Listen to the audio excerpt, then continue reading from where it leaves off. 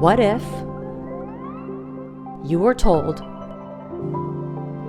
that you only had days to live? I'm Chloe Temtchine, but it's with someone else's lungs that I tell you my story. My music career was taking off,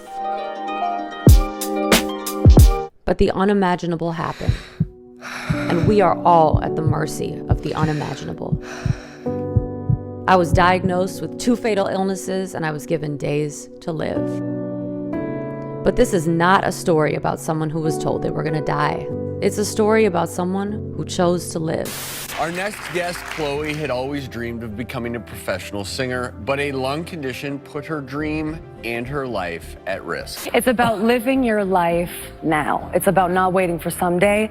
Someday is not promised to any of us. Singer-songwriter who was once told she only had a few days to live. Wow, what kind of news is that to get? Well, she is here, and she is alive, and she's performing a brand new song. Please welcome Chloe Temtchine. Nice. Chloe. We got to get to this news. So you have an oxygen tank that you travel with at all times. I do. And because you have a lung condition that you're dealing with. But before you knew that, you were misdiagnosed several times. One, you had a heart condition, they said, that you had to deal with, right? You had a paralyzed vocal cord. Mm-hmm. And then you nearly died. What did they find out? They finally found the problem? Aside from that, I was doing great. Yeah. Other than that, you were the pillar of health. Oh, yeah. What did they finally find out? So 5 years of misdiagnosis, like you said, and then all of a sudden, I'm in the critical care unit in heart failure, told I have days left to live. So it's pulmonary hypertension, severe as it comes. And the option that they gave me at that point was a double lung transplant, which they thought I may not survive the operation.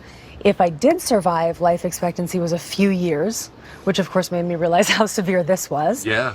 And it just scared the life out of me.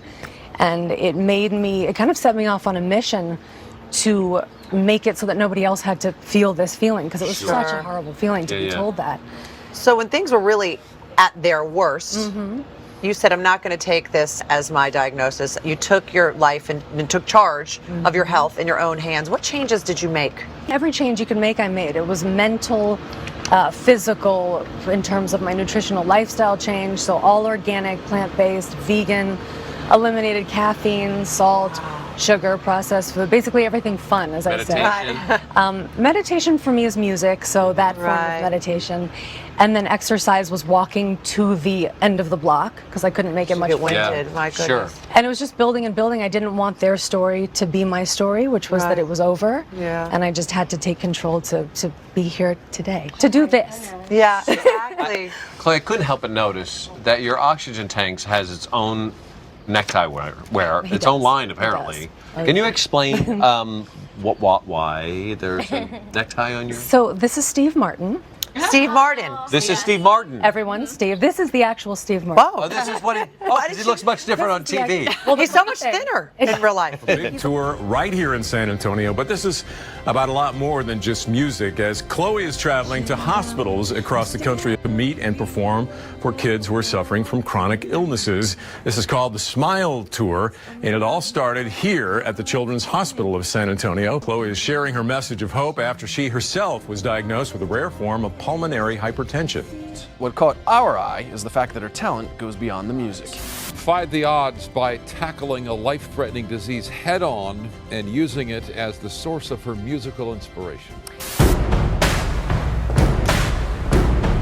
Facing such odds, creativity became my lifeline.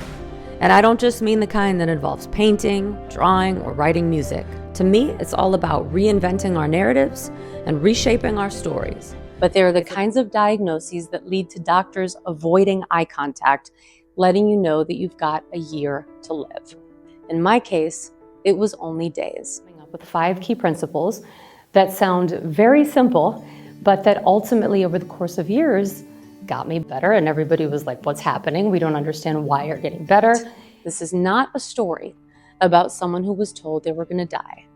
It's a story about second chances. It's about going from if I can to how I will. And I was one day home on my treadmill walking, and my heart shot up to 180 beats per minute, and it would just not stop. And I tried to do everything I could not to go to the hospital. I was like, oh, it'll be fine. I can go hours like this.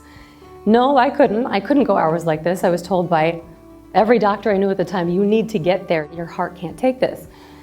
Thank goodness I did, because I went to the emergency room where I went into cardiac arrest. They placed me in a coma for 4 days, and then I was on ECMO, as you saw, for 21 days. On August 5th, 2020, a miracle took place. I received the life-saving gift of a double lung transplant. And I woke up completely different. It is an absolute miracle, as I said, to be alive, and I truly feel that miracle every single day. As I say, I used to have a dream of standing on stage accepting a Grammy, and that dream quickly turned into a dream of just being able to stand up again at all. Life can be so unexpected. Anything can happen to any one of us at any time. And had I never been through this experience, I honestly think I might have spent my entire life half asleep. This experience woke me up, and it's allowed me to appreciate everything. I mean, I'm at the point where I'm having coffee in the morning, doing laundry, and I'm like, oh my goodness, I am so lucky to be able to do this laundry. I am not a fan of laundry. I don't know if anybody else is, but when you start thanking God that you could do laundry, you know that you are in a different place in life. We all face moments that challenge us, moments that make us feel like we're at the end of our rope.